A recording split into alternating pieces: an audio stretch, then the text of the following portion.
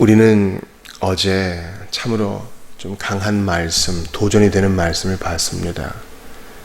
바로 영원히 사하심을 얻지 못하는 죄가 있는데 그것이 바로 성령 모독죄라는 것이었습니다.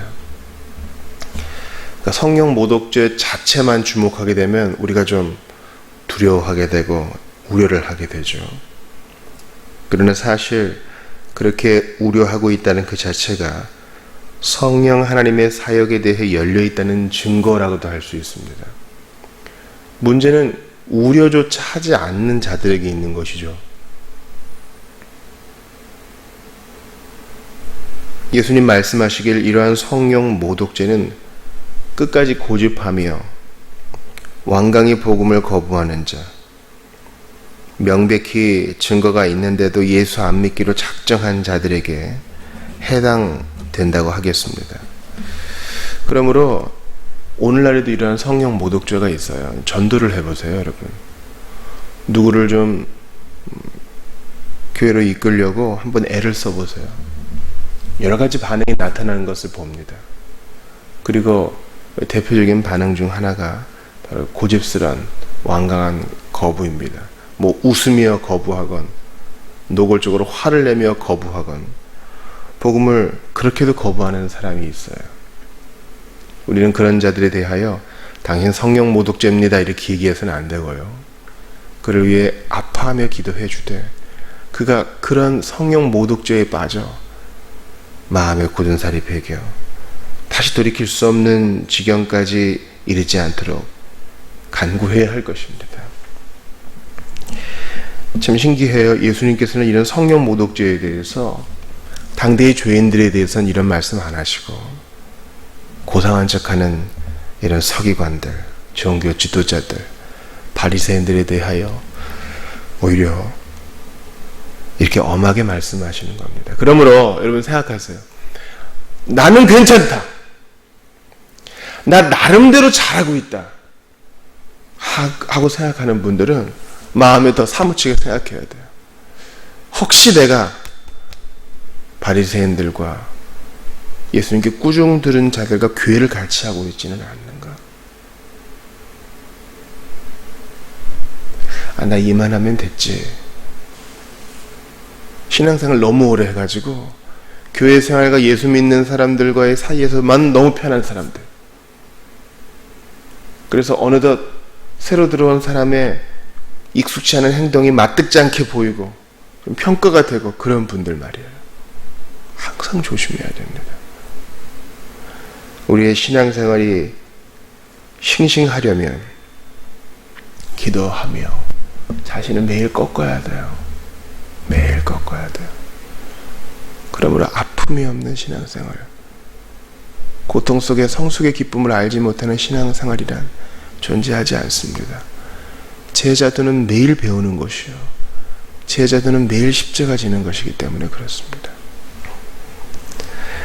마가복음 3장 마지막 단락은 예수님의 어머니 형제 자매들이 예수님을 찾아온 장면입니다. 왜 왔겠어요? 바로 21절을 보니까 알 수 있죠. 예수의 친족들이 듣고 그를 붙들러 나오니 이는 그가 미쳤다 하밀라. 지금 마리아의 입장에서는 이제 남편도 없고 우리가 사별한 것으로 봅니다. 남편처럼 의지했던 우리 큰아들이 이렇게 전국을 돌고 유랑하면서 사람들을 이렇게 몰고 다닌다니까 그 궁금하기도 했을 것이고 염려스럽기도 했을 것이고 또 그를 낳았을 때에 또 낳기 전에 있었던 일도 생각이 나면서 현장을 보고 싶었겠죠. 또 동생들도 예수님을 찾으러 왔습니다. 아마 유다가 대표적인 경우겠죠. 야고보도 있었겠고요. 동생들은 이때까지 신앙이 없었으므로 우리 형이 좀 미치지 않았는가 그런 생각도 했을 겁니다. 그래서 빨리 집으로 데려가서 우리 가업을 계속 이어야지. 우리 일도 제일 잘하고 리더십도 있는 형이 없으니 참 생업의 문제도 있다. 이렇게 생각했을지 모릅니다. 근데 이미 사람들이 꽉 찼기 때문에 밖에 서서 부르고 또 본인의 부끄러움도 있었을지 모릅니다. 그래서 사람을 보내어 예수님을 부르는데 32절에 보니까 둘러앉은 무리 중 이제 여러 사람들이 선생님의 누이, 동생들, 어머니 밖에서 찾습니다. 선생님이 직계 가족이 왔습니다. 이렇게 얘기해 줍니다. 그러니까 나가서 좀 맞으시지요? 이런 거죠. 그때 예수께서 조금 엉뚱한 말씀하셔요. 누가 내 어머니고 내 동생들이냐? 이거 실제로 마리아와 또 그의 자녀들이 들었으면 상당히 마음 아팠을 거예요. 누가 내 어머님의 동생들이냐? 마치 가족과의 연을 끄는 사람의 얘기처럼 들립니다.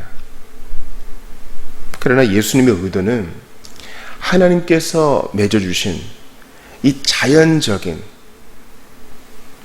가족을 배척하라, 그런 얘기가 아닙니다. 이어지는 말씀을 보세요. 둘러앉은 자들을 보시며 이르시되 내 어머니와 내 동생들을 보라. 오히려 예수님의 말씀을 듣고 따르는 이 제자들을 향하여 이들이 내 어머니고 내 동생들이다, 이렇게 말씀하십니다. 나 이제부터 예수 믿었으니 내 가족 없어. 내 진짜 가족은 믿음의 가족된 예수 안에서 한 피와 한 몸 이룬 이 사람들이야. 난 이제 집을 떠납니다. 안녕히 계세요 어머니. 이게 아닙니다. 35절 보세요. 누구든지 하나님의 뜻대로 행하는 자가 내 형제여 자매여 어머니이니라. 그래서 우선순위를 말하는 것입니다. 그저 자연적인 사람이 아니라, 자연인이 아니라 영에 속한 사람으로서, 거듭난 자로서, 예수 따르는 자로서, 이제 본향을 향해 가는 자로서 또 다른 가족관계가 성립되는데 이것을 더 우위에 둬야 한다는 얘기인 것입니다. 지금 예수님은 둘러앉은 무리를 교육시키고 계셔요. 가르치고 계십니다. 너희들도 그럴 것이야. 너희들의 발목을 잡는 것이 있으니 바로 너희의 가족일 거야. 그러나 예수께서 다른 복음서에서 제자도를 가르치시며 분명히 말씀하십니다. 하나님보다 가족을 더 사랑하는 자, 나를 능히 따르지 못할 것이다. 제자도는 그런 것이 아닙니다. 신자 여러분, 여러분의 경험을 통해서 한번 생각해 보세요. 가장 가까이 있는 사람이 우리의 헌신을 막는 경우가 있어요. 바울도 그랬죠. 남편들아, 아내들아, 조심해라. 부부관계가 좋은 것이다. 하나님이 짝지어 주신 것 아니냐. 그러나 남편은 아내를 기쁘게 하려고 하고 아내는 남편을 기쁘게 하려고 하여 그만 부름받은 미혼자들만큼 하나님을 섬기지 못할 수 있다. 이게 바울의 논지 아닙니까? 그러므로 하나님께서 정해주신 짝을 서로 기뻐하고 즐거워하되 항상 이 긴장과 갈등이 있어요. 그래도 나는 신부된 교회 안에 속한 지체로서 주님을 더욱 섬기고 충성해야 된다. 이런 마음을 가지며 부부관계를 이어가는 것입니다.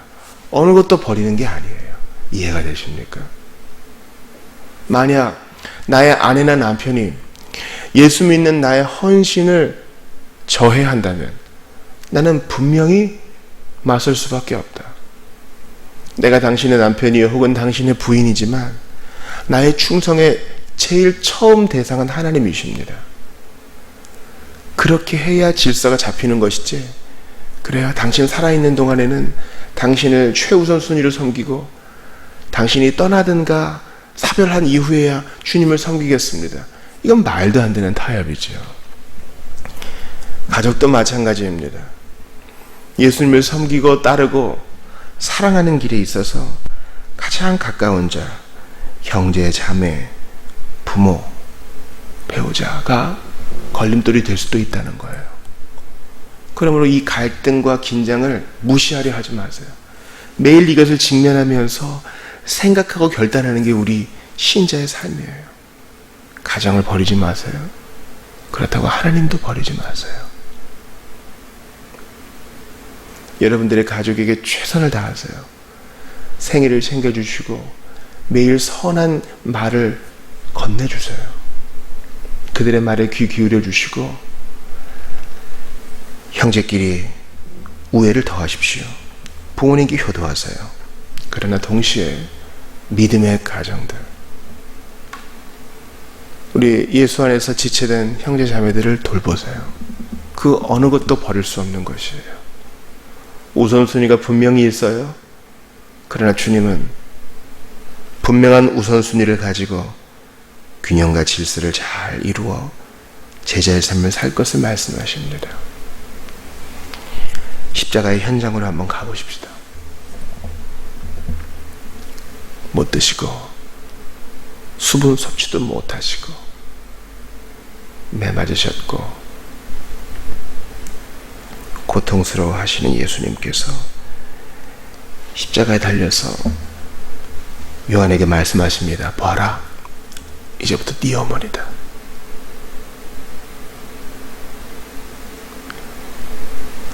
십자가의 그 형장에서도 그 아들됨의 도리를, 마리아는 예수님의 어머니잖아요.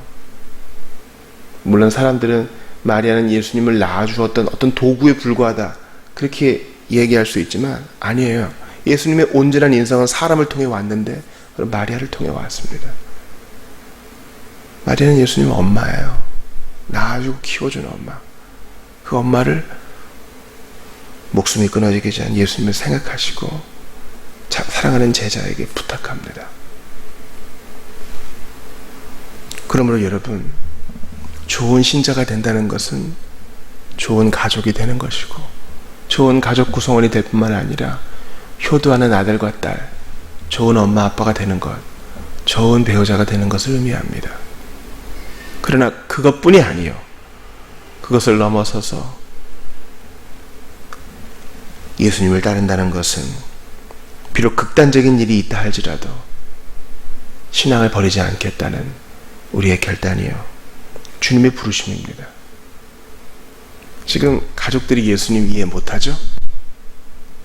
예수님 마음 아프셨을 거예요. 그러나 물러서지도 않습니다. 우리도 그래야 해요. 혹시 아무도 가족들이 예수 믿지 않는데 혼자 신앙을 지키는 분들이 있습니까? 오늘 이 설교를 들으시고 격려를 받으시기 바랍니다. 가족들을 위해 기도하세요. 그 기도는 절대 땅에 떨어지지 않고 응답될 것입니다. 제가 그 산 증인이에요. 그러므로 누구든지 하나님의 뜻대로 행하는 자가 내 형제여 자매여 어머니라는 예수님 말씀을 마음에 새기십시오. 예수님과 올바른 관계 맺고 싶으세요? 예수 믿는 자는 예수님을 주님으로도 섬기지만 예수님이 우리의 맏형이 되어주세요. 큰오빠가 되어주셔요. 하나님 아버지 안에서 한 형제의 관계를 이루어주세요. 그러려면 예수님과 올바른 관계, 즉 순종이라는, 행함이라는 바른 관계가 성립돼야 돼요. 예수님, 우리는 보통 이렇게 믿잖아요. 예수 믿으면 이제 영원한 관계가 성립돼서 취소되지 않는다. 한번 믿고 회개하면 그 회심은 절대로 변개하지 않는다. 맞아요. 근데 예수님은 그러한 신학적인 선언에만 매여 계시지 않고 뭐라고 말씀하세요? 하는 대로 늘 행해야. 믿었느냐? 그럼 행하라. 그게 바로 나와의 바른 관계를 유지하는 길이니라 예수님 말씀하세요. 이거 오늘에도 적용되는 거죠. 난 믿었어. 회개했어. 나의 이 신분은 변하지 않아. 가지십시오. 동시에 행하세요. 오늘도 사랑하고 선행을 베푸시고 전도하며 기꺼이 핍박을 받으세요. 그렇게 하나님의 뜻대로 행할 때 예수님과의 긴밀한 관계가 유지될 것입니다. 예수님은 오늘도 나는 믿노라 하며 떠벌리는 서기관 같은 자를 찾으시는 것이 아니에요. 나는 부족하지만 오늘도 믿고 행합니다. 내가 오늘도 사랑해야 될 자를 보여주시고 사랑할 힘을 주소서. 매달리는 자를 축복하시고 그를 통해 하나님 나라를 확장시키시는 것입니다. 같이 기도합시다. 하나님 아버지, 참으로 놀랍습니다. 하나님의 뜻대로 행하는 자가 내 형제여 자매여 어머니라 하신 예수님, 오늘도 그저 믿노라 하고 떠벌리지만 말고 제대로 행하게 하시옵소서. 순종하게 하시옵소서. 전도하며 사랑하며 주님을 예배하게 하시옵소서. 육신의 가족들에게 최선을 다하되 우선순위를 분명히 하는 신자들이 되게 하시고 제자들이 되게 하시옵소서. 고난 속에 있는 자, 앞길이 깜깜한 자 주께서 친히 인도하시되 먼저 그들이 기도하게 하시고 주님 앞에 항복하게 하시옵소서. 복음을 거부하는 자 두 손 들고 주님 앞에 나아올 수 있도록 초자연적으로 역사하여 주옵소서. 오늘의 모든 삶 가운데 복잡다단한 삶, 평범한 삶, 반복되는 삶 가운데서 주께서 함께 하시리라 믿고 그 속에서도 주님을 만나고 예배하게 하실 줄을 믿사오며 주 예수님 이름으로 기도하옵나이다. 아멘.